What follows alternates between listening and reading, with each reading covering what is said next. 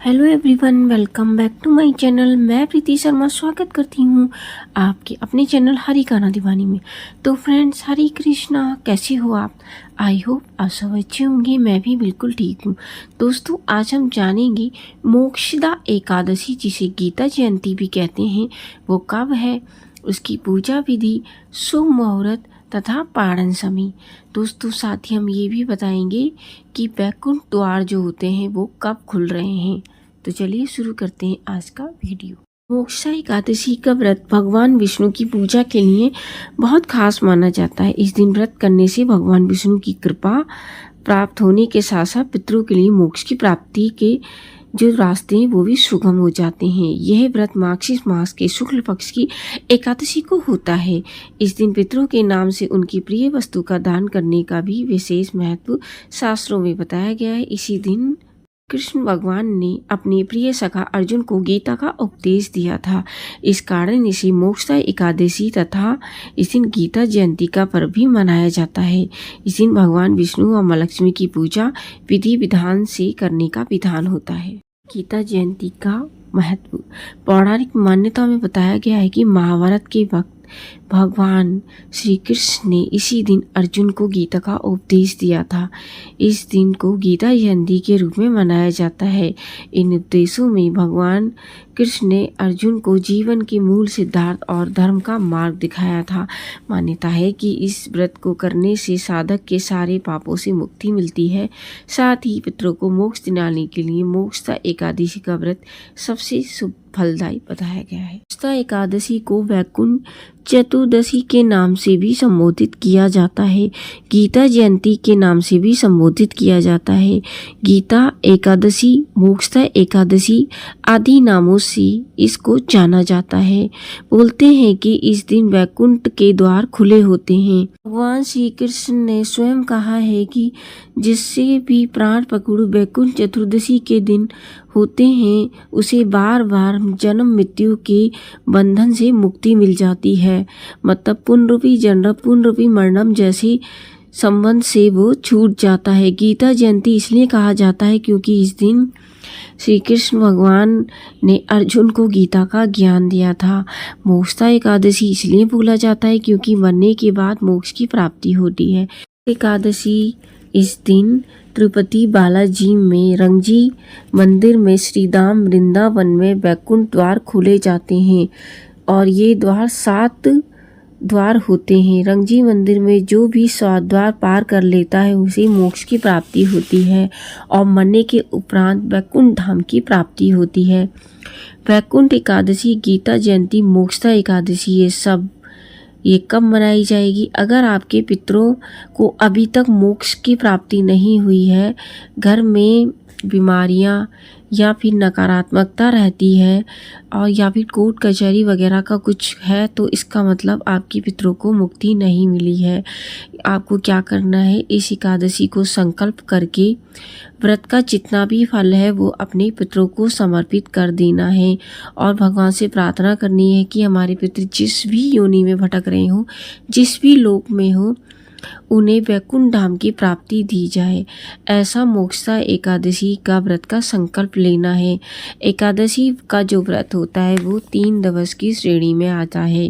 त्रिदिवसीय व्रत इसे कहा जाता है। इसके जो नियम है वो 10वीं तिथि से ही शुरू हो जाते हैं।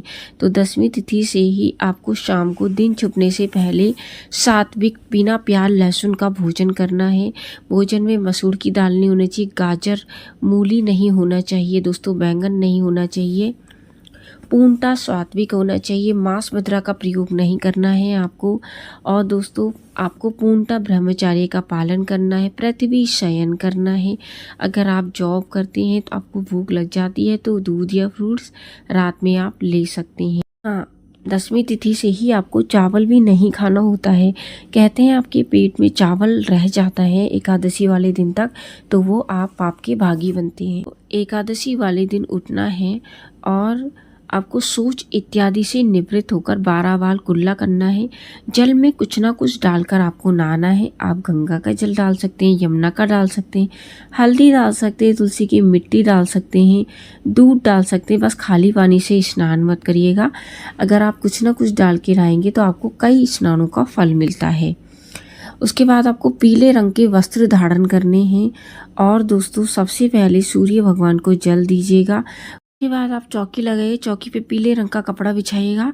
आपके पास लड्डू गोपाल जी, विष्णु भगवान जी, राम जी, कोई भी आपके पास प्रतिमा है, उनको पंचामृत से एक साथ स्नान करा दीजिएगा। गणेश जी को भी साथ में स्नान कराइएगा। उसके बाद उनको पीले रंग के वस्त्र पहनाइएगा और पहनाने के बाद उनको चौकी पर स्थापित करिएगा। सबसे पहले गणेश जी का पूजन करिएगा, उनको पीले रंग का टीका लगाइएगा। और दोस्तों वस्त्र रूपी, रक्षा सूत्र रूपी, कलावा और कोई भी भोग अर्पित करिएगा दोस्तों, जो कि मौसमी फल भी अर्पित कर सकते हैं आप। उसके बाद दोस्तों संकल्प लेना है। आपको 1 रुपये का सिक्का लेना है, सुपारी लेनी है, फूल लेना है, तिल लेना है, गंगा जल लेना है और 3 बार बोलना है श्री विष्णु श्री विष्णु श्री विष्णु। अपना नाम बोलिए, पिता का नाम बोलिए या फिर शादीशुदा है तो पति का नाम बोलिए, गोत्र बोलिए, स्थान बोलिए, आप ये व्रत निर्जला रख रहे हैं, फलाहारी रख रहे हैं, किस मन्नत से रख रहे हैं, वो संपूर्ण जानकारी आपको संकल्प में बोलनी है। संकल्प को भगवान जी के चरणों में स्थापित करिएगा। और दोस्तों आप उसके बाद एक अखंड दिया आप जलाइएगा दोस्तों। ये दिया आपका 3 दिन तक जलेगा, जब तक आप का पारण नहीं हो जाता है। तो पीले रंग की बाती जरूर कर लीजिएगा। संकल्प को बोलते हुए ज्योत को जलाइएगा। आपकी जो भी मन्नत होगी वो संपूर्णता पूरी होगी। आज के दिन गीता अवश्य पढ़ी जाती है, गीता का दान करा जाता है। तो गीता का अध्याय आप जरूर पढ़िएगा, क्योंकि आज ही के दिन अर्जुन को गीता का ज्ञान भी दिया गया था। वो ज्ञान सिर्फ अर्जुन के लिए नहीं था, हम सभी के लिए था। गीता में आपको हर प्रश्न का उत्तर भी मिलेगा अगर आप किसी उलझन में फंसे हुए हैं तो दोस्तों आपको गीता का पाठ आज के दिन अवश्य करना है। हरे कृष्णा महामंत्र का यथासंभव जाप करिएगा। मोक्षदा एकादशी की कथा अवश्य पढ़िएगा दोस्तों। और दोस्तों इसके बाद आप आरती करिएगा, भगवान जी को प्रिय भोग लगाइएगा। आरती करने के बाद आप मखानी की खीर का भोग अवश्य लगा सकते हैं उनको। अगर आपने फलाहार रखा है तो वह प्रसाद के रूप में ले भी सकते हैं उसको। दोस्तों उसके बाद आपको पूरा दिन हरे कृष्णा महामंत्र का जाप करते रहना है, मन ही मन करिएगा।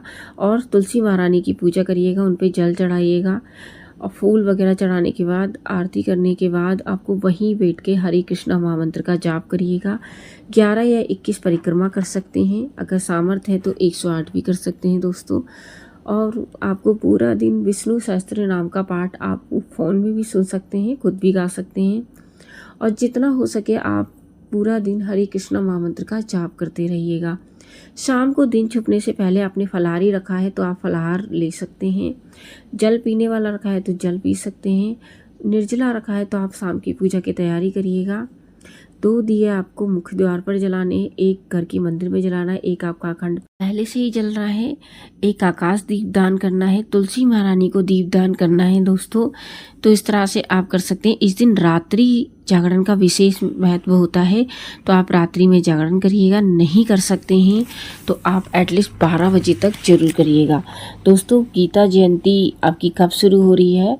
मोक्षदा एकादशी का व्रत 11 तारीख बुधवार में सुबह 3:32 पर प्रारंभ हो रहा है, विश्राम हो रहा है 12 तारीख को मध्य रात्रि रात 1:09 पर।